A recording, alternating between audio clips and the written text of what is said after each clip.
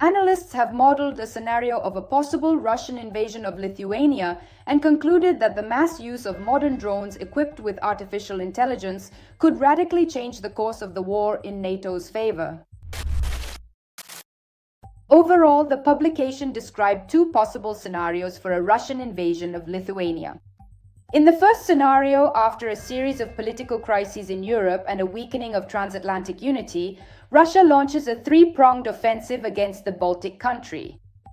According to the scenario, troops advance through eastern Latvia, attack from Belarusian territory toward Vilnius, and simultaneously break through from the Kaliningrad region.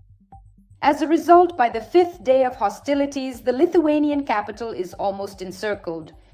The article notes that under such conditions, NATO allies hesitate to respond, and part of the alliance's territory falls under Russian control, with Russia threatening to use nuclear weapons to hold its captured positions. However, there is also another, significantly more optimistic version of a Russian offensive against Lithuania.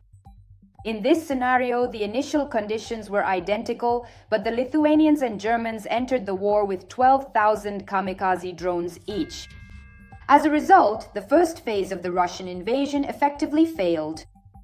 With a flight range of about 96 kilometers, weighing just over that of a one-year-old child, and an attack speed comparable to a golden eagle in a dive, these devices are essentially smart flying bombs that typically carry shrapnel or a warhead capable of penetrating the armor of Russian tanks. The publication described these drones.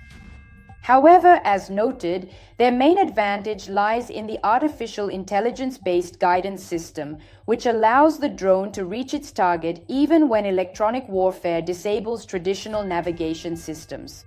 The article states that these drones have been used on the front lines in Ukraine for about a year already. Earlier, an official from the German Ministry of Defense released an internal report stating that the first batch of drones malfunctioned in about 3 out of 4 cases during intense Russian jamming. However, today it is believed that they have achieved a hit rate of 60 to 80% in combat conditions, which not only significantly surpasses most American and European systems, but also nearly approaches the performance of the elite Russian Lancet loitering munitions, the publication notes. It is reported that 6 months ago, this drone impressed British military personnel during exercises in Kenya, where it consistently hit targets designated by a ground reconnaissance robot, while other European munitions could barely even launch properly. In later tests, these drones were digitally combined into semi-autonomous swarms, where a single operator controlled 10 or more drones at the same time.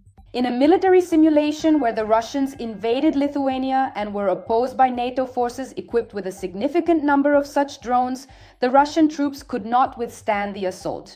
More than a third of their forces were destroyed in the first 10 days. The former head of operations in the Pentagon's Naval Department, who oversaw this war game together with the Washington Center, stated that the simulation showed, even if the US and other NATO allies hesitate, frontline states like Lithuania are capable of defending themselves effectively if they have the right weapons. Most frontline countries could develop the capability to deter and, if necessary, defeat at least 3 Russian first echelon armies within 1 to 2 weeks, buying the time needed for the arrival of coalition forces of the willing or NATO under Article 5, who would help defeat the Russian second echelon armies, he concluded. And what do you think? Is Russia really preparing to invade one of the NATO countries? And which country would that be? Share your thoughts in the comments and we'll read them. Give us a like.